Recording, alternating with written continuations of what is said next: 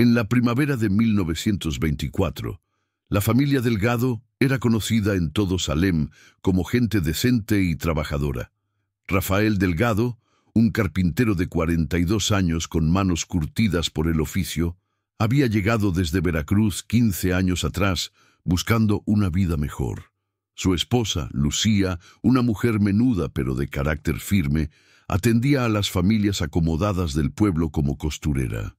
Juntos habían levantado una casa modesta en las afueras, cerca del bosque que bordeaba Salem, y criaron a sus 3 hijos, Carmen de 17 años, Diego de 14 y la pequeña Rosalía de apenas 9. La casa de madera pintada de blanco con contraventanas verdes era un refugio de tranquilidad, rodeada de pinos altos que susurraban con el viento frío de Massachusetts. Rafael había construido cada rincón con sus propias manos, desde la cerca de madera hasta el porche donde Lucía solía sentarse a coser mientras los niños jugaban en el jardín. Los vecinos los apreciaban, aunque algunos miraban con recelo a esta familia mexicana en un pueblo donde los extranjeros no siempre eran bienvenidos. Todo cambió la noche del 15 de abril de 1924. Esa tarde, mientras terminaba de reparar una silla en su taller, Rafael recibió la visita de Martha Crowley, una viuda irlandesa que vivía al otro lado del pueblo. Martha tenía fama de médium, aunque muchos la consideraban una charlatana que se aprovechaba del dolor ajeno. Vestida completamente de negro, con un velo que apenas dejaba ver su rostro pálido y arrugado, Martha tocó la puerta con insistencia. «Señor Delgado», dijo con voz temblorosa cuando Rafael abrió, «necesito hablarle de algo urgente. He tenido visiones sobre su familia». Rafael frunció el ceño. No creía en esas cosas, pero la seriedad en la voz de Martha lo inquietó. Lucía se acercó limpiándose las manos en el delantal, curiosa por la visita inesperada. «¿Qué clase de visiones?», preguntó Lucía, más abierta que su esposo a lo sobrenatural. Desde niña en Veracruz había escuchado historias de espíritus y ánimas en pena. Martha entró sin esperar invitación, sus ojos oscuros recorriendo cada rincón de la sala. «Hay algo en esta tierra», susurró. «Algo que lleva siglos aquí. He visto a una niña que no está viva ni muerta. Llora por su madre y busca compañía. Su casa está construida sobre un antiguo cementerio indígena». Rafael estaba a punto de echar a Martha cuando Carmen bajó las escaleras. La muchacha, de cabello negro y largo hasta la cintura, miró a la médium con una mezcla de fascinación y miedo. «¿Una niña?», preguntó Carmen. Yo he escuchado llantos por las noches. Pensé que eran los vientos del bosque». La revelación heló la sangre de Lucía. Ella también había escuchado esos sonidos, pero nunca se atrevió a mencionarlo por miedo a parecer supersticiosa. Martha se sentó en el sofá sin pedir permiso. «Debemos hacer una sesión espiritista.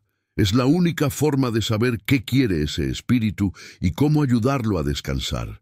Si no lo hacemos, temo que las cosas empeoren». Si esta historia te está intrigando, no olvides suscribirte al canal y déjanos un comentario diciéndonos desde dónde nos estás viendo. Tu apoyo nos ayuda a seguir trayéndote más historias como esta. Rafael se opuso rotundamente. «No vamos a hacer ninguna tontería de esas. Esta es nuestra casa, trabajamos duro por ella, y no voy a permitir que llene la cabeza de mi familia con supersticiones». Pero esa noche, cuando los niños ya dormían, Rafael encontró a Lucía sentada en la cocina, pálida como la cera. «Rafael, esta tarde, mientras limpiaba el sótano, encontré algo».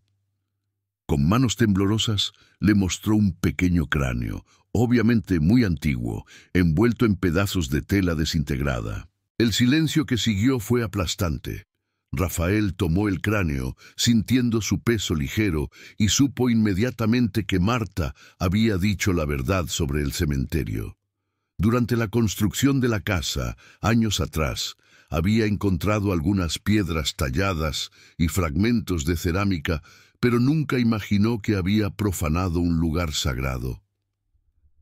«Dios mío», murmuró, «¿qué hemos hecho?». Los días siguientes fueron una pesadilla. Diego comenzó a tener terribles pesadillas, donde una niña de piel oscura y ojos vacíos lo llamaba desde el bosque. Rosalía dejó de hablar casi por completo. Pasaba horas mirando la ventana del sótano como hipnotizada. Carmen juraba ver sombras moviéndose en los rincones de su habitación, figuras pequeñas que desaparecían cuando encendía la lámpara. Rafael intentó mantener la cordura. Consultó con el padre O'Brien, el párroco católico del pueblo, quien le recomendó bendecir la casa y enterrar el cráneo con una misa apropiada. Pero cuando intentaron hacerlo, Rosalía sufrió un ataque de histeria tan violento que tuvieron que llamar al doctor Henderson. La niña gritaba en un idioma que nadie reconocía. Su voz sonaba gutural y antigua, nada que ver con la dulce voz de una niña de 9 años. Fue entonces cuando Rafael, desesperado y aterrorizado por ver sufrir a sus hijos, aceptó la propuesta de Martha Crowley. La sesión espiritista se realizaría el sábado 19 de abril de 1924, justo antes de la medianoche. Martha llegó acompañada de 2 personas más, Theodore Walsh, un profesor de antropología de la Universidad de Boston que estudiaba las culturas indígenas de Nueva Inglaterra, y su asistente, una joven llamada Sarah Bennett, que había participado en otras sesiones. Rafael desconfiaba de todos ellos, pero Lucía los recibió con la esperanza de que pudieran poner fin a la pesadilla. Prepararon la mesa del comedor, colocaron velas blancas en cada esquina y dibujaron un círculo de sal alrededor. Theodore explicó que la tierra donde estaba construida la casa había sido un lugar sagrado para los pueblos Pennacook, quienes habitaron la región siglos antes de la llegada de los colonos europeos. En estos lugares enterraban a sus muertos con rituales específicos. Si esos rituales fueron interrumpidos, las almas quedan atrapadas, sin poder encontrar el camino al más allá. Carmen, Diego y Rosalía fueron enviados a sus habitaciones, aunque los 3 bajaron sigilosamente y observaron desde las escaleras. El ambiente en la casa era sofocante. A pesar de que las ventanas estaban abiertas, un olor a tierra húmeda y algo dulzón, como flores podridas, invadía cada rincón. A las 11:45 de la noche, los 6 adultos se sentaron alrededor de la mesa. Rafael y Lucía, Martha, Theodore, Sarah y el padre O'Brien, quien había aceptado asistir con profunda reserva. Se tomaron de las manos mientras Martha comenzaba la invocación. Espíritus de esta tierra, espíritus que descansan bajo estas tablas, escúchenos. No venimos a perturbar, venimos a comprender. Si hay alguien aquí que desee comunicarse, que nos dé una señal. Al principio no pasó nada. Rafael comenzaba a pensar que todo era una farsa cuando las velas parpadearon al unísono, a pesar de que no había viento. La temperatura descendió bruscamente, tanto que podían ver su propio aliento. Sarah gimió asustada, pero Martha apretó su mano con fuerza. «Está aquí», susurró la médium. «Puedo sentirla. Es joven, muy joven. Está confundida y asustada». Theodore sacó un pequeño péndulo de su bolsillo. «Usaremos esto para comunicarnos. Si estás aquí, muévelo». El péndulo comenzó a oscilar suavemente, luego con más fuerza, trazando círculos amplios. Los presentes intercambiaron miradas nerviosas. Martha cerró los ojos y su rostro se transformó. Sus facciones se suavizaron como si fuera otra persona. «Mi nombre es Quimimela», dijo Martha, con una voz aguda que no era la suya. «Tengo 8 inviernos. ¿Dónde está mi madre? ¿Por qué no viene por mí?» Lucía ahogó un sollozo. La voz sonaba exactamente como la de una niña pequeña, llena de miedo y soledad. Theodore, manteniendo la calma profesional, preguntó: «Quimimela, ¿qué te pasó? ¿Por qué estás aquí?» «La enfermedad vino. Muchos murieron. Mi madre me trajo al lugar sagrado. Me dijo que esperara, pero nunca regresó. He estado esperando tanto tiempo. Tan sola. Vi cuando llegaron los hombres con caras pálidas. Cuando cavaron la tierra, cuando construyeron la casa de madera, pensé que tal vez ellos podrían ayudarme a encontrar a mi madre». Rafael sintió una punzada de culpa atravesarle el pecho. Sin saberlo, había construido su hogar sobre el sufrimiento de una niña que llevaba siglos esperando. «Quimimela», dijo suavemente, «tu madre no pudo volver por ti, pero ha pasado mucho tiempo. Ella ya no está en este mundo. Debes ir con ella al otro lado. Allí te espera». La respuesta fue un grito desgarrador que retumbó en toda la casa. Las velas se apagaron de golpe, dejándolos en completa oscuridad. Objetos comenzaron a caer de los estantes. Los cuadros se desprendieron de las paredes. Desde arriba escucharon los gritos aterrorizados de los niños. «¡No me dejen! ¡No me dejen sola otra vez!», gritaba la voz a través de Marta, pero ahora sonaba distorsionada, llena de rabia y desesperación. «Si me quedo sola, todos se quedan conmigo». Rafael soltó las manos y corrió hacia las escaleras para ir con sus hijos, pero tropezó en la oscuridad. El padre O'Brien comenzó a rezar en latín, su voz temblando. Theodore intentó encender un fósforo, pero una ráfaga de viento helado lo apagaba cada vez. Sara gritó: «¡Algo me está tocando! ¡Hay manos frías en mis hombros!». Lucía, paralizada por el terror, sentía como si la habitación girara a su alrededor. Escuchaba susurros en un idioma desconocido, voces que se superponían unas con otras, docenas de voces que parecían venir del suelo mismo. No era solo Quimimela. Había más espíritus, muchos más, todos despertados por la sesión. Finalmente Theodore logró encender una linterna. La luz reveló una escena caótica. Muebles volcados, libros esparcidos por el suelo y Martha Crowley desplomada sobre la mesa, inconsciente. Pero lo más perturbador fue lo que vieron en las paredes. Garabatos y símbolos aparecían como si alguien los hubiera tallado con uñas, símbolos antiguos que Theodore reconoció como escritura Pennacook. Rafael subió corriendo las escaleras, seguido de Lucía. Encontraron a Carmen abrazando a sus hermanos menores en su habitación, los tres temblando. Diego señalaba hacia la ventana con ojos desorbitados. «Papá, mira afuera». En el jardín, bajo la luz pálida de la luna, había docenas de figuras translúcidas de pie entre los árboles. Hombres, mujeres, niños, todos vestidos con ropas tradicionales indígenas, todos mirando fijamente hacia la casa. No se movían, solo observaban con ojos vacíos y tristes. «Virgen Santísima», susurró Lucía, persignándose repetidamente. Abajo, Marta había recobrado la conciencia, pero estaba diferente. Sus ojos tenían una mirada perdida y balbuceaba incoherencias. Sara lloraba desconsoladamente mientras Theodore intentaba descifrar los símbolos en las paredes con manos temblorosas. El padre O'Brien seguía rezando, rociando agua bendita por toda la habitación. «Tenemos que irnos», dijo Rafael con voz firme, tomando a Lucía del brazo. «Ahora mismo. Vamos a un hotel, donde sea, pero no nos quedamos aquí». Empacaron lo esencial en cuestión de minutos. Los niños no querían separarse de sus padres ni un segundo. Marta, todavía aturdida, fue ayudada por Sara hasta el auto de Theodore. El padre O'Brien se ofreció a acompañarlos hasta el pueblo. Pero cuando Rafael abrió la puerta principal, se detuvo en seco. Las figuras del jardín ahora estaban mucho más cerca, formando un semicírculo alrededor de la casa, y entre ellas, al frente, había una niña pequeña de cabello negro largo y trenzado, vestida con una túnica de piel de ciervo. Quimimela. Sus ojos, aunque translúcidos, brillaban con una mezcla de súplica y amenaza.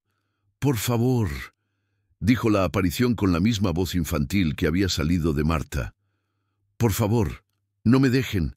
He estado sola tanto tiempo. Solo quiero una familia. Puedo ser buena, puedo ser parte de ustedes». Carmen comenzó a caminar hacia adelante como hipnotizada. «Parece tan triste, mamá. Tal vez podríamos».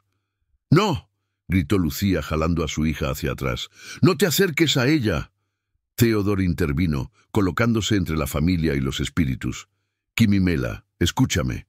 Estas personas no pueden ayudarte de la manera que necesitas. Lo que buscas, tu madre, tu paz, no lo encontrarás manteniéndolos aquí. Debes dejarlos ir y buscar el camino hacia el otro lado. Allí encontrarás lo que has perdido. ¿Me lo prometes?», preguntó la niña espectral, y por un momento pareció realmente una niña asustada, no una presencia amenazante. «Te lo prometo», respondió Theodor con suavidad, «pero debes liberarlos primero». Las figuras en el jardín comenzaron a desvanecerse lentamente, como niebla dispersándose con el viento. Quimimela fue la última en partir, mirando hacia la familia Delgado con una expresión de profunda tristeza antes de disolverse completamente.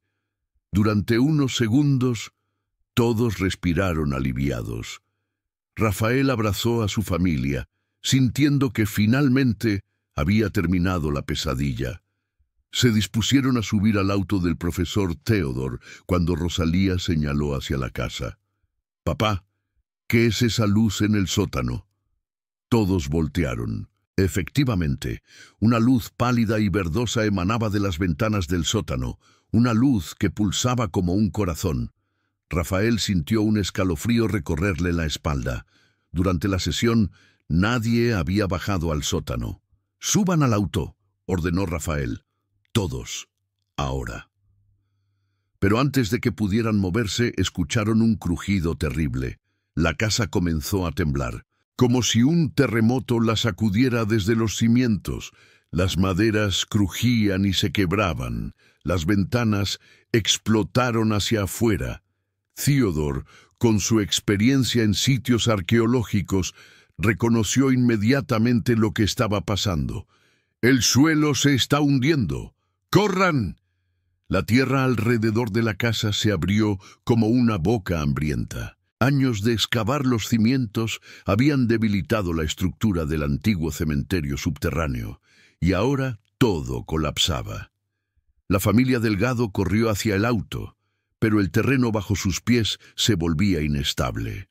Carmen tropezó, y Rafael se devolvió por ella. Lucía gritaba, sosteniendo a Rosalía con un brazo y a Diego con el otro. Theodor logró llegar al auto y arrancó el motor, acercándose lo más posible. Sara extendió sus brazos para ayudar a subir a los niños. El padre O'Brien rezaba a voz en grito, mientras la casa de madera se inclinaba peligrosamente hacia un lado. Fue en ese momento de caos total cuando Rosalía se soltó de la mano de su madre. La niña, como en trance, comenzó a caminar de regreso hacia la casa que se derrumbaba. «Quimimela me está llamando», dijo con voz monótona. «Dice que puedo quedarme con ella, que ya no estará sola». «¡Rosalía, no!», gritó Lucía intentando alcanzarla, pero el suelo se abrió entre ellas, formando una grieta de casi 1 metro de ancho. Rafael saltó la grieta y tomó a Rosalía en sus brazos, pero al hacerlo perdió el equilibrio.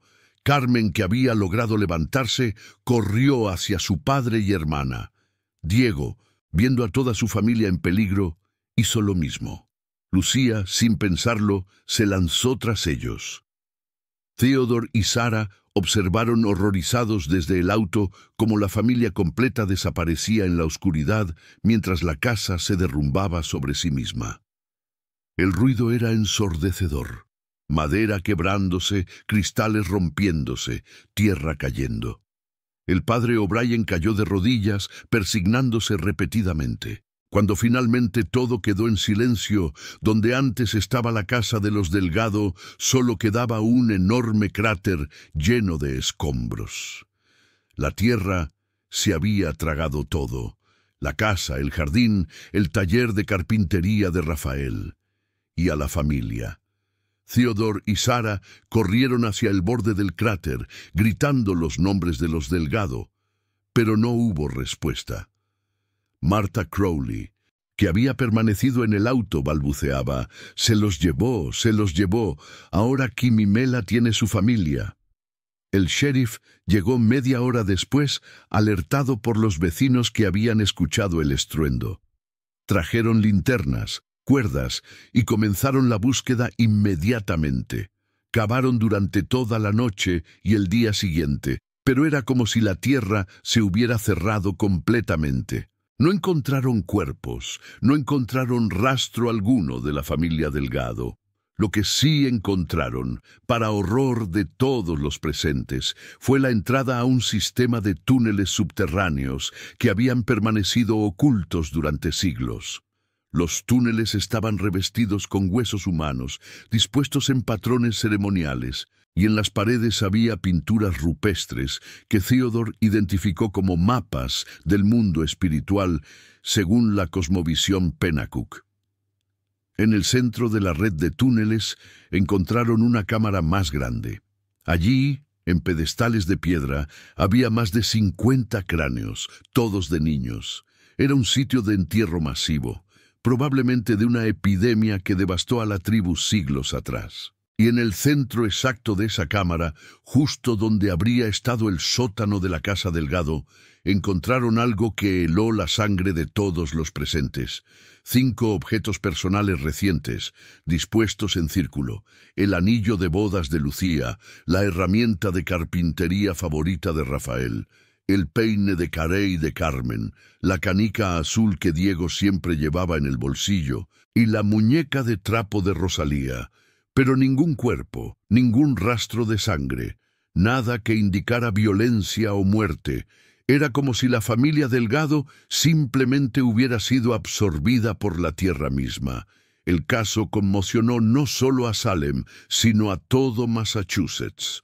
Los periódicos publicaron titulares sensacionalistas: «Familia desaparece tras sesión espiritista», «El cementerio maldito de Salem», ¿fantasmas o tragedia natural? Investigadores, periodistas y curiosos llegaron de todas partes, pero nadie pudo explicar satisfactoriamente qué había sucedido con los Delgado. Theodore Walsh dedicó el resto de su vida a estudiar el sitio. Publicó varios artículos académicos sobre los túneles y el cementerio Pennacook, convirtiéndose en una autoridad en el tema. Pero en privado, en su diario personal, que solo se descubriría tras su muerte en 1958, escribió: «Hay cosas en este mundo que la ciencia no puede explicar. Vi con mis propios ojos cómo esa familia fue reclamada por algo antiguo y hambriento. Kim y Mela no era solo un espíritu perdido. Era el guardián de todos esos niños muertos y encontró la manera de no estar sola nunca más». Martha Crowley nunca se recuperó de esa noche. Desarrolló una enfermedad mental grave y pasó el resto de sus días en un sanatorio, donde repetía constantemente: «Los oigo jugar. La familia Delgado juega con los niños antiguos. Están felices ahora, todos juntos bajo la tierra». Sarah Bennett abandonó cualquier interés en lo paranormal y se mudó a California, donde cambió su nombre y nunca volvió a hablar de lo sucedido. El padre O'Brien renunció a la parroquia de Salem y solicitó ser transferido lo más lejos posible. Le concedieron una misión en México, irónicamente, donde pasó sus últimos años. El sheriff ordenó sellar los túneles con concreto y declaró el sitio peligroso e inhabitable. Se colocó una cerca de alambre de púas alrededor del cráter, y eventualmente el área fue adquirida por la ciudad, que la convirtió en un parque conmemorativo, aunque nunca se especificó qué se conmemoraba exactamente. Los vecinos de Salem, sin embargo, nunca olvidaron.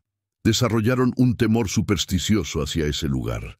Nadie construyó nunca más cerca de allí. Los niños del pueblo inventaron juegos y canciones sobre la familia que la tierra se tragó. Y algunos juraban que, en noches de luna llena, podían escuchar risas infantiles provenientes del subsuelo.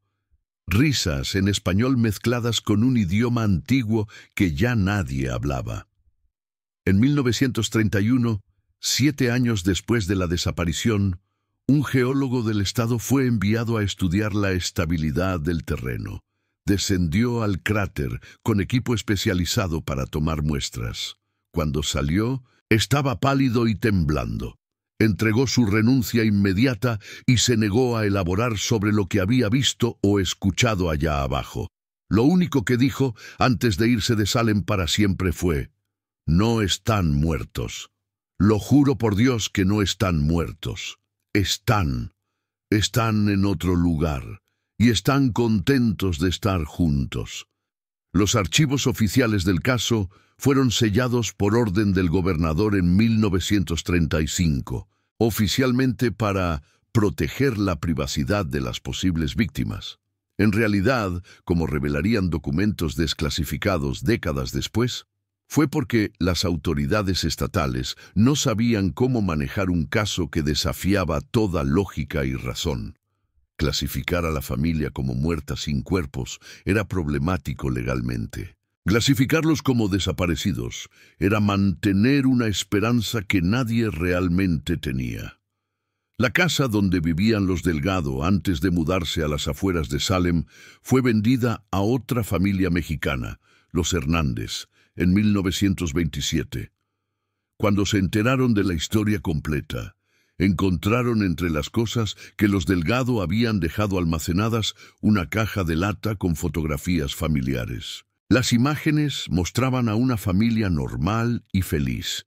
Rafael con su sonrisa tímida y manos grandes, Lucía con su mirada intensa y cabello recogido, Carmen en su vestido de quinceañera que nunca llegó a usar, Diego con su gorra de béisbol y Rosalía abrazando su muñeca de trapo. Los Hernández, conmovidos, intentaron encontrar familiares de los Delgado en México para entregarles las fotografías. Localizaron a una hermana de Rafael en Veracruz, quien viajó a Salem en 1929 para tratar de obtener respuestas. Su nombre era Mercedes Delgado, y era una mujer de carácter fuerte que no estaba dispuesta a aceptar explicaciones sobrenaturales. Mercedes contrató a un investigador privado y exigió que reabrieran los túneles. Las autoridades se negaron rotundamente, citando razones de seguridad. Frustrada, Mercedes se instaló en Salem y comenzó su propia investigación.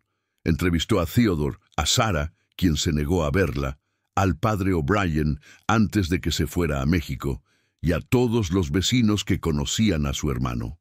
Fue Mercedes quien descubrió un detalle perturbador que nadie más había mencionado. Según varios vecinos, en las semanas previas a la sesión espiritista, Rosalía había comenzado a dibujar compulsivamente. Sus dibujos eran siempre lo mismo: una niña indígena de la mano con 5 figuras, claramente representando a la familia Delgado, y debajo una fecha, 19 de abril de 1924. La misma fecha de la sesión espiritista.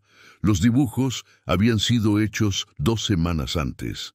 Mercedes también encontró el diario personal de Lucía, que había quedado en la antigua casa. Las últimas entradas eran perturbadoras. Lucía escribía sobre sueños recurrentes donde Quimimela le mostraba un lugar bajo la tierra donde todos podrían estar juntos y a salvo. Describía cómo Rosalía hablaba dormida en un idioma que no conocía, cómo Diego despertaba con tierra bajo las uñas sin explicación, cómo Carmen se sentaba en el jardín, mirando fijamente hacia el mismo punto durante horas. La última entrada del diario, fechada el 18 de abril de 1924, un día antes de la sesión, decía: «Rafael finalmente aceptó hacer la sesión espiritista mañana. Sé que debería tener miedo, pero extrañamente me siento en paz, como si fuera lo correcto, lo que tiene que suceder. Los niños también están tranquilos, más de lo que han estado en semanas. Rosalía me dijo esta tarde algo extraño. Mamá, Quimimela dice que no tengamos miedo. Dice que donde vamos es un lugar bonito, donde nunca estaremos solos y nunca nos harán daño. No sé qué pensar. Solo rezo para que mañana encontremos respuestas y paz. Mercedes se dio cuenta con horror de que la sesión espiritista no había sido un accidente o un malentendido. Había sido una trampa cuidadosamente tendida durante semanas, tal vez meses. Quimimela, o lo que fuera que habitaba bajo esa tierra, había estado preparando a la familia, condicionándolos, haciéndolos aceptar lo que vendría. Desesperada, Mercedes finalmente logró permisos para descender a los túneles sellados, acompañada del nuevo sheriff y 2 trabajadores municipales, en noviembre de 1929. Lo que encontraron allí cambió todo. La cámara central, donde habían estado los 50 cráneos infantiles, ahora contenía 55. Los 5 adicionales eran notablemente más recientes, aunque momificados por las condiciones únicas del lugar. Y lo más perturbador, estaban dispuestos en círculo, como si estuvieran jugando, con los objetos personales de los Delgado esparcidos entre ellos como juguetes. Pero no eran los cráneos de la familia Delgado. Las pruebas dentales y la estructura ósea lo confirmaron. Eran cráneos de niños Pennacook de hace siglos, pero habían sido reubicados, reorganizados recientemente. Alguien o algo los había movido después de la desaparición de los Delgado. Y en la pared más alejada de la cámara, tallado en la piedra con lo que parecían herramientas modernas, había un mensaje en español. Ahora somos 6 familias, somos felices aquí, no nos busquen más. Rafael, Lucía, Carmen, Diego, Rosalía. La caligrafía coincidía con la de Rafael Delgado. Mercedes salió de esos túneles destrozada. El sheriff ordenó sellarlos nuevamente, esta vez con explosivos que colapsaron completamente los accesos. Mercedes regresó a México y nunca volvió a hablar del tema. Murió en 1954 y en su testamento dejó escrito: «No vayan a Salem. No pregunten por mi hermano. Algunas respuestas son peores que la incertidumbre». Los años pasaron y Salem creció. El parque conmemorativo sobre el antiguo terreno de los Delgado se convirtió en un lugar popular para picnics y eventos familiares, irónicamente. Las nuevas generaciones no conocían o no creían la historia. Se había convertido en una leyenda urbana más, contada para asustar a los niños, pero ocasionalmente, muy ocasionalmente, sucedían cosas extrañas. En 1947, una niña de 8 años que jugaba en el parque desapareció por 3 horas. Cuando reapareció, estaba cubierta de tierra y hablaba de haber jugado con muchos niños bajo el suelo que le enseñaron juegos antiguos. Fue descartado como la imaginación de una niña asustada que se había perdido. En 1962, durante trabajos de mantenimiento, un operario de maquinaria pesada juró haber visto figuras translúcidas de una familia completa mirándolo desde debajo de la tierra cuando cavaba. Renunció ese mismo día. En 1978, un grupo de adolescentes que hacían una sesión espiritista amateur en el parque, sin saber la historia real del lugar, grabó en casete algo que los aterrorizó tanto que entregaron la cinta a la policía y nunca volvieron al lugar. En la grabación, entre el ruido estático, se escuchan claramente voces hablando en español. Una conversación familiar normal. Rafael preguntando qué hay de cena. Los niños riendo. Lucía cantando una canción de cuna. Pero debajo de esas voces, casi imperceptible, hay otras voces en un idioma antiguo, y todas cantan la misma melodía. Los investigadores paranormales han intentado estudiar el sitio en múltiples ocasiones. Algunos reportan experiencias intensas, sensaciones de ser observados, apariciones fugaces, grabaciones de audio con voces en español e idiomas indígenas. Otros no experimentan nada inusual. Es como si el lugar eligiera a quién mostrarle sus secretos. En 1989, un antropólogo forense llamado Dr. Richard Morrison obtuvo permisos especiales para realizar excavaciones arqueológicas limitadas en el área. Su equipo utilizó tecnología de radar de penetración terrestre y descubrió que la red de túneles bajo Salem era mucho más extensa de lo que se pensaba, extendiéndose por kilómetros en todas direcciones. Las imágenes mostraban lo que parecían ser cámaras ceremoniales conectadas por pasajes estrechos, pero lo más inquietante fueron las imágenes térmicas. En algunas de las cámaras profundas, el equipo detectó variaciones de temperatura que no podían explicar. No era calor geotérmico, era como si hubiera fuentes de calor corporal, múltiples fuentes moviéndose lentamente en patrones que sugerían actividad.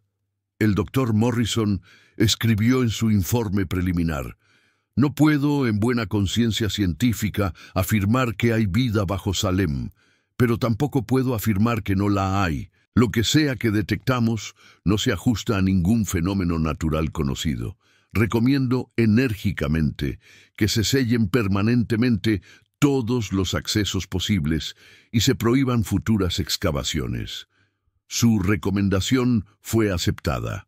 El sitio fue declarado zona protegida, oficialmente por su importancia arqueológica, pero extraoficialmente porque nadie quería arriesgarse a descubrir qué más podría estar allá abajo.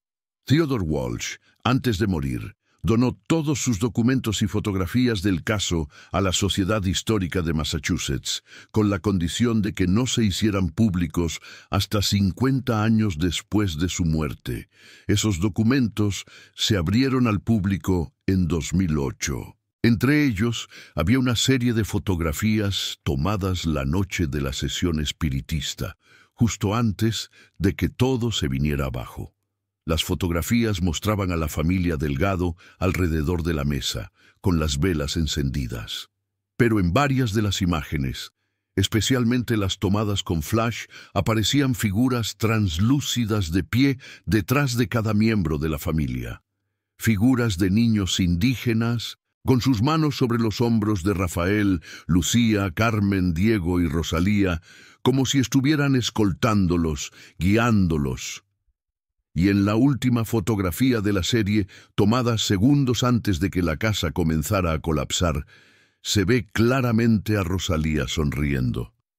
No una sonrisa de miedo o confusión, una sonrisa genuina de paz y felicidad, mientras miraba directamente hacia algo o alguien que la cámara no podía capturar. Hoy, casi 100 años después, el parque sobre el antiguo terreno de los Delgado sigue siendo un lugar popular en Salem.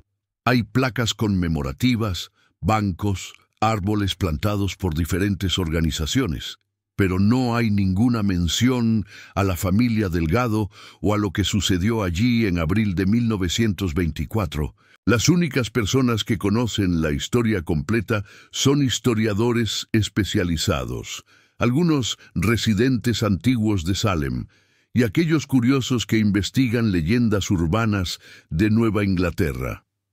La mayoría la descarta como superstición o una tragedia mal documentada de la época, pero hay quienes, en noches tranquilas, caminan por ese parque y sienten algo diferente, una presencia, no amenazante, no malévola, solo, presente, como si bajo sus pies, en algún lugar profundo e inaccesible, hubiera vida, o algo parecido a la vida.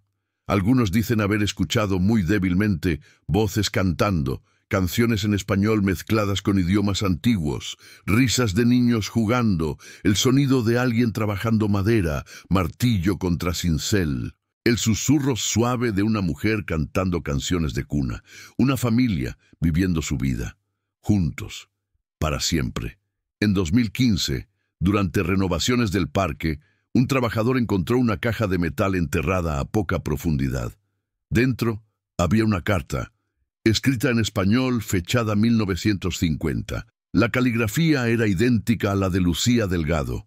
La carta decía: «A quien encuentre esto, no lloren por nosotros. Sé que nuestra desaparición causó dolor, especialmente a Mercedes, mi querida cuñada, pero deben saber que estamos bien, mejor que bien. Cuando la tierra se abrió esa noche, no fue para matarnos, fue para llevarnos a un lugar que existe entre mundos, donde los vivos y los muertos no están separados, donde el tiempo no pasa de la misma manera. Aquí, bajo esta tierra sagrada, somos parte de algo más grande.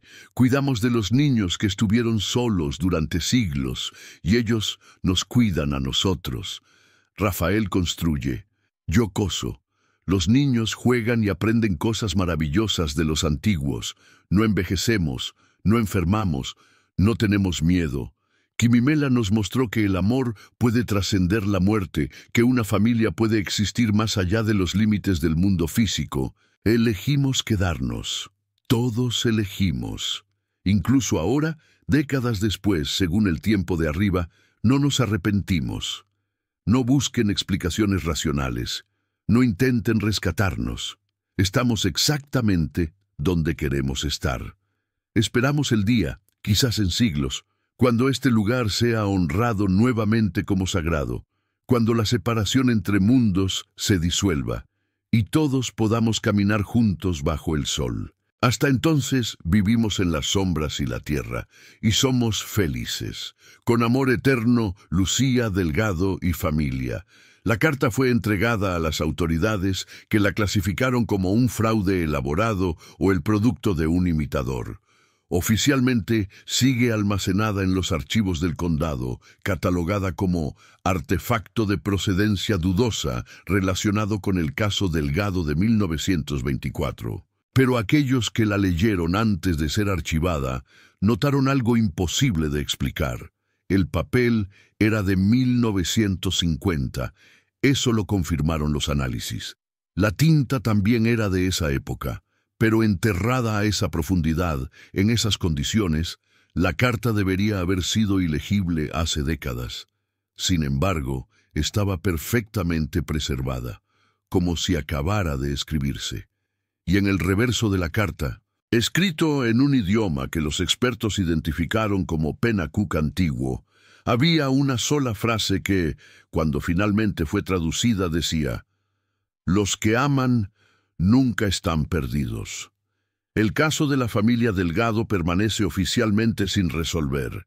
No hay cuerpos, no hay evidencia concluyente de muerte, pero tampoco hay esperanza realista de que estén vivos en algún lugar del mundo convencional. Son fantasmas burocráticos, atrapados en un limbo legal, tanto como, según algunos creen, están atrapados en un limbo espiritual. Salem ha cambiado mucho desde 1924. Es ahora una ciudad próspera, conocida por su historia de juicios de brujas, sus museos, su ambiente artístico. El sitio donde estuvo la Casa Delgado es solo uno de los muchos parques de la ciudad, sin nada que lo distinga excepto para aquellos que conocen su historia secreta. Pero cada año, el 19 de abril, hay quienes visitan ese parque específicamente. No son muchos, quizás una docena. Llevan flores, velas, fotografías. Son descendientes de la familia Delgado, académicos que estudiaron el caso, o simplemente personas que se sintieron conmovidas por la historia de una familia que desapareció buscando paz. Se sientan en silencio. A veces rezan. A veces solo escuchan el viento entre los árboles. Y ocasionalmente, muy ocasionalmente, sienten algo que no pueden explicar del todo.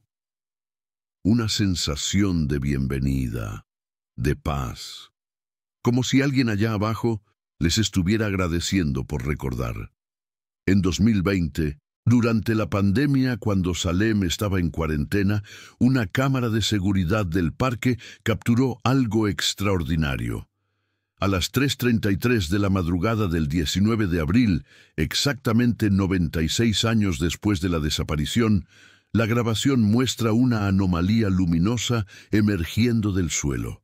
No es brillante ni espectacular, solo una suave luz verdosa que pulsa como un corazón. Y en esa luz, durante exactamente 30 segundos antes de desvanecerse, se pueden distinguir siluetas. 5 figuras claramente definidas, 2 adultos, 3 niños. Están tomados de las manos, formando un círculo. Y alrededor de ellos, docenas de figuras más pequeñas, todas de niños, bailando en lo que parece ser una celebración. La grabación fue revisada por expertos en video forense que no pudieron encontrar evidencia de manipulación digital. El ayuntamiento decidió no hacerla pública para evitar el turismo paranormal que ya plagaba a Salem debido a su historia de brujas.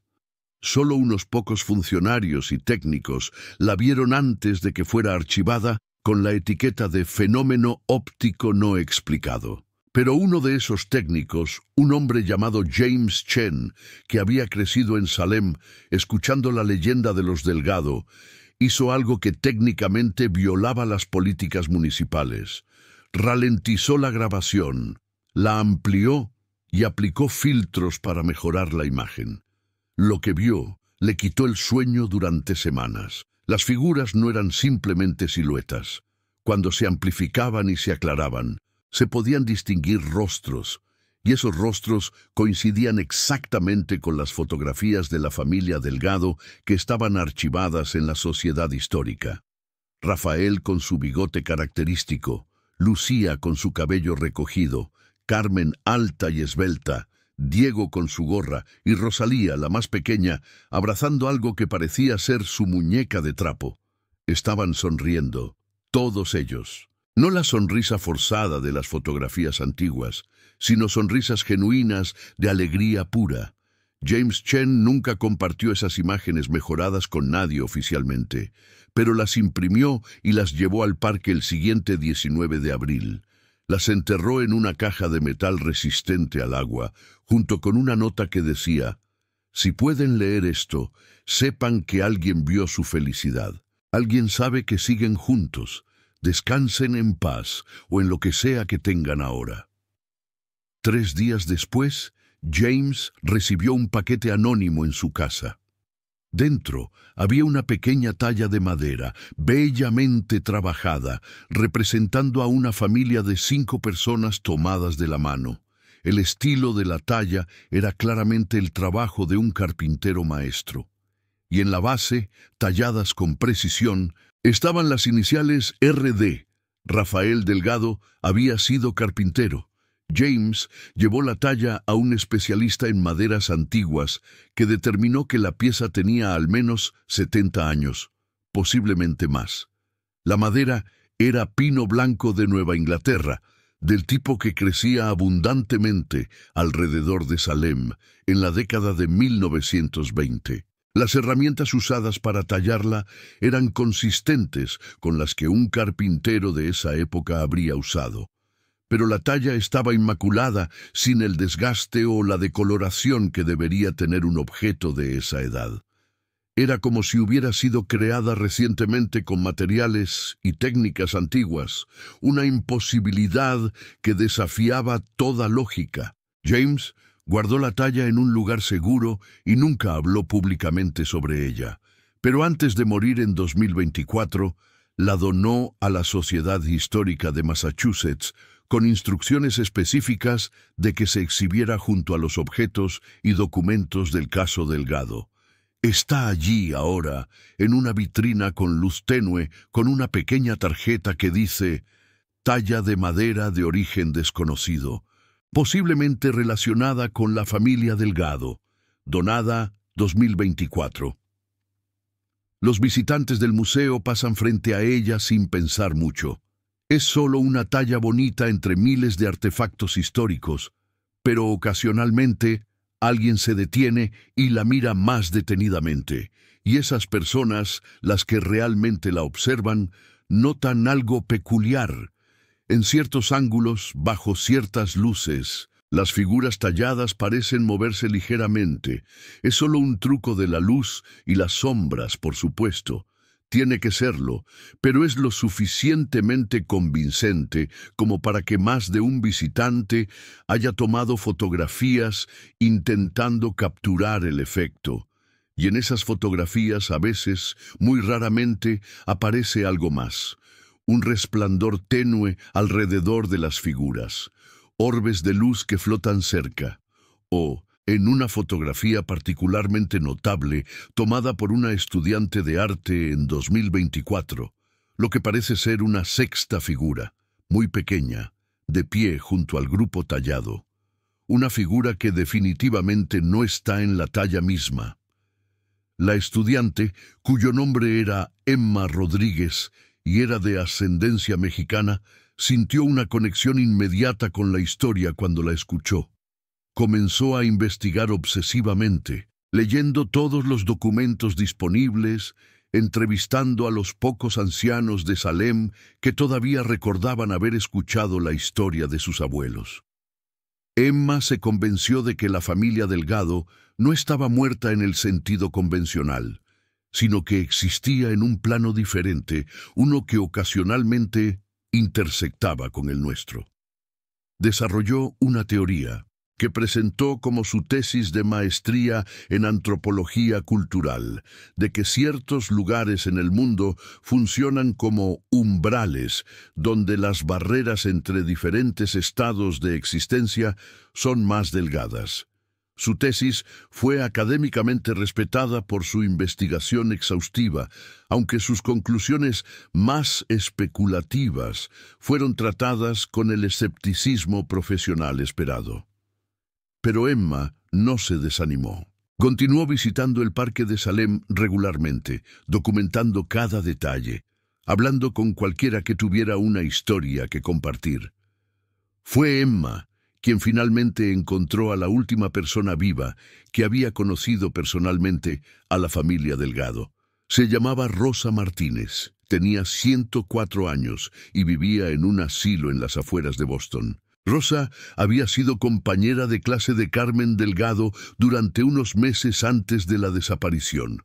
«Carmen era mi amiga», dijo Rosa con voz débil pero clara. Era diferente a las otras niñas, más seria, más sabia de alguna manera. Me contó cosas que no entendí entonces, pero que ahora tienen sentido. Emma grabó cuidadosamente la conversación con el permiso de Rosa. ¿Qué tipo de cosas? Me dijo que su familia tenía un propósito especial, que habían venido a Salem por una razón que iba más allá de buscar trabajo. Me dijo que su padre había tenido un sueño donde un espíritu antiguo le mostraba un lugar donde podría construir algo importante, no una casa común, un puente. ¿Un puente?, preguntó Emma confundida. Eso dijo, un puente entre mundos. Carmen me explicó que su familia tenía sangre indígena mezclada con española, que su abuela había sido curandera en Veracruz, que entendían cosas que otros no podían ver. Me dijo que cuando llegara el momento, su familia estaría lista para hacer un sacrificio que ayudaría a sanar una herida antigua. Rosa hizo una pausa. Sus ojos, nublados por las cataratas, miraban hacia un punto indefinido. Le pregunté si tenía miedo. Me dijo que no, que sentía que era lo correcto, que su familia estaría unida para siempre y ayudaría a otros a no estar solos. No entendí nada de eso cuando tenía 11 años. Pensé que Carmen hablaba de metáforas o poesía. Pero ahora sí entiende, dijo Emma suavemente. Ahora sé que Carmen me estaba diciendo adiós. Y me estaba diciendo que no me preocupara por ella. Rosa sonrió, una sonrisa arrugada pero genuina. «Sabes, Emma, he vivido 104 años. He visto guerras, depresiones, cambios increíbles en el mundo.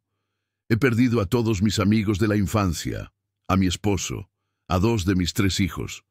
La soledad de la vejez es algo terrible».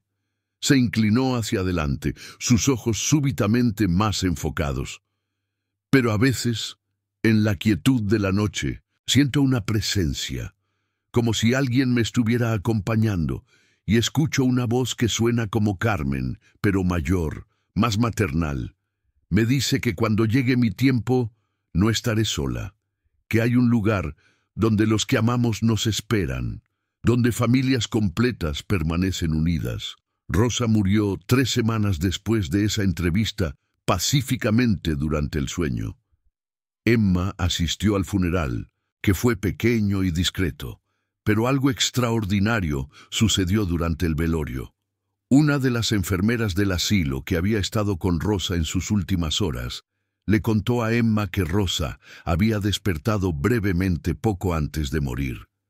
Estaba sonriendo, dijo la enfermera todavía visiblemente conmovida, y extendió sus brazos como si alguien estuviera allí para abrazarla. Dijo un nombre, Carmen, y luego dijo algo en español, algo sobre reunirse finalmente, y entonces se fue, con esa sonrisa en su rostro. Emma incluyó esta historia en un apéndice de su tesis. También añadió algo más, su propia experiencia en el parque de Salem durante el último 19 de abril que pasó allí antes de graduarse. Había ido sola, al amanecer, cuando el parque estaba vacío. Se sentó en el pasto sobre el lugar exacto donde la casa Delgado había estado una vez. Cerró los ojos y simplemente respiró, sintiendo la tierra bajo ella, escuchando los primeros pájaros del día, el susurro del viento, y entonces lo sintió. No fue dramático o aterrador, fue cálido, como si manos invisibles pero gentiles la tocaran en los hombros, como si voces susurraran palabras que no podía distinguir, pero cuyo significado entendía perfectamente. Gracias. Gracias por recordar. Gracias por entender. Emma abrió los ojos con lágrimas rodando por sus mejillas. No vio nada inusual, no hubo manifestaciones espectaculares, pero supo, con una certeza que trascendía la razón, que la familia Delgado estaba allí, justo bajo sus pies, existiendo en alguna forma que ella no podía comprender completamente, pero que era real de todas formas. Se levantó, limpió sus lágrimas y colocó las flores que había traído sobre el pasto. «Descansen en paz», susurró, «o descansen en amor, o en lo que sea que tengan, pero sepan que no serán olvidados». El viento sopló más fuerte por un momento, moviendo las ramas de los árboles en un patrón que casi parecía deliberado. Y Emma habría jurado, aunque nunca lo afirmó con certeza en ningún documento oficial, que escuchó risas infantiles llevadas por ese viento. Risas alegres, libres, eternamente jóvenes. Hoy, 100 años después de la desaparición, el caso de la familia Delgado sigue siendo uno de los misterios más perturbadores e inexplicables de Nueva Inglaterra. No hay resolución, no hay cierre en el sentido tradicional. Solo hay preguntas, teorías y ocasionales avistamientos reportados por personas que probablemente serían descartadas como supersticiosas o sugestionables. Pero hay algo que no se puede negar. Hay algo bajo Salem, bajo ese parque tranquilo donde las familias hacen picnics y los niños juegan. Algo que fue despertado en 1924 y nunca volvió a dormirse completamente. Algo que no es necesariamente malévolo, pero que es definitivamente otro, diferente, más allá de nuestra comprensión normal de la realidad. Los túneles siguen ahí, sellados, pero no destruidos. Los cráneos antiguos permanecen en sus cámaras ceremoniales, y en algún lugar de esa oscuridad subterránea, si las historias son ciertas, una familia mexicana vive su existencia imposible, cuidando de los niños que estuvieron solos durante siglos, siendo cuidados por ellos a su vez. Rafael Delgado, quien vino a América buscando una vida mejor para su familia, encontró algo completamente diferente, una vida que trasciende la vida misma, un hogar que no está en ningún mapa pero que es más real para él que cualquier casa de madera y clavos podría serlo. Lucía Delgado, quien cosía vestidos para las damas de Salem y cantaba canciones de cuna veracruzanas a sus hijos, ahora canta esas mismas canciones a docenas de niños que olvidaron cómo era ser amados. Carmen, Diego y Rosalía, quienes deberían haber crecido, ido a la universidad, formado sus propias familias, en cambio permanecen eternamente en el umbral entre la niñez y la adultez, en el espacio liminal entre la vida y la muerte, sirviendo como puentes entre dos mundos que nunca debieron tocarse, pero que, gracias a ellos, encontraron un punto de contacto. Y Kimi Mela, la niña Penacuk, que esperó durante siglos por su madre, finalmente encontró algo mejor. No una madre, sino 6 familias completas. 55 niños con 5 adultos que los cuidan. Una tribu reunida a través del tiempo y la muerte, unida por algo más fuerte que ambos, el amor y la necesidad humana fundamental de no estar solos. ¿Es esto verdad? ¿O es solo una leyenda urbana elaborada, una historia de fantasmas que creció con el tiempo hasta volverse más grande que la realidad que la inspiró? La respuesta quizás no importa tanto como uno pensaría, porque ya sea literal o metafórica, la historia de la familia Delgado nos habla de verdades universales, nos habla del precio de construir sobre tierra sagrada. Nos habla de las heridas que la colonización dejó en esta tierra y en su gente. Nos habla de cómo el amor familiar puede ser tan fuerte que desafía incluso la muerte. Y nos recuerda que hay cosas en este mundo, bajo este mundo, que no entendemos completamente. Que a veces las personas desaparecen de maneras que no pueden explicarse con ciencia o lógica. Que los límites entre lo vivo y lo muerto, lo real y lo sobrenatural, pueden ser más permeables de lo que nos gusta admitir. Si alguna vez visitas Salem, Massachusetts, tómate un momento para caminar por el parque en la calle donde una vez estuvo la casa de la familia Delgado. Siéntate en el pasto, escucha el viento, siente la tierra bajo ti, y si en un momento de quietud sientes algo inusual, una presencia, un susurro, una sensación de ser observado por ojos benevolentes, no te asustes. Solo recuerda que bajo tus pies, en algún lugar más allá de tu percepción normal, puede haber una familia viviendo su vida imposible. Una familia que eligió el amor eterno sobre la existencia ordinaria. Una familia que, contra toda lógica, encontró la manera de permanecer junta para siempre. Y quizás, solo quizás, si escuchas lo suficientemente atento, escucharás lo que otros han reportado a lo largo de los años. El sonido distante de un martillo sobre madera, una canción de cuna en español, risas de niños jugando juegos que nadie ha jugado en siglos, y debajo de todo eso, como un latido constante, las palabras susurradas en 2 idiomas que el viento parece llevar desde las profundidades de la tierra. Estamos juntos, estamos completos, estamos en casa. El caso de la familia Delgado permanece sin resolver, pero tal vez, de cierta forma retorcida y hermosa, está perfectamente resuelto, solo que no de la manera que las autoridades o la lógica requieren. Está resuelto en los términos de aquellos que lo vivieron, que lo eligieron, que encontraron su propia respuesta al dilema eterno de la existencia humana.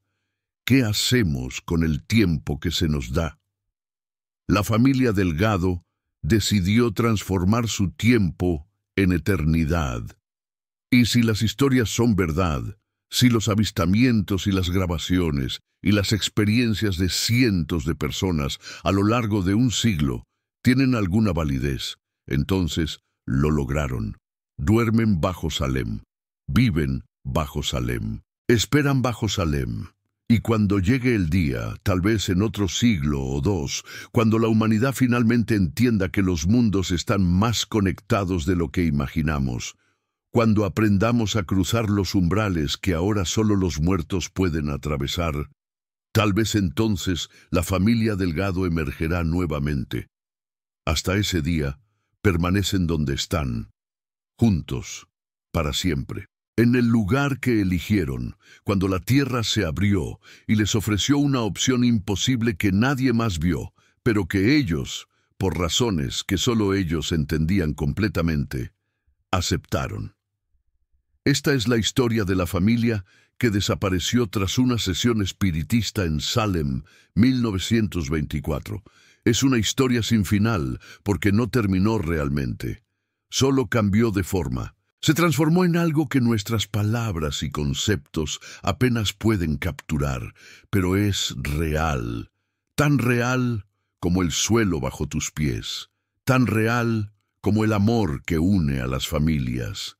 Tan real como la certeza de que en algún lugar bajo la superficie de nuestra realidad cotidiana existen otros lugares, otros tiempos, otros modos de ser. Y en uno de esos lugares, Rafael Delgado construye. Lucía Delgado canta. Carmen, Diego y Rosalía juegan y aprenden. Y Quimimela, después de siglos de soledad, finalmente tiene la familia que siempre necesitó. Para siempre.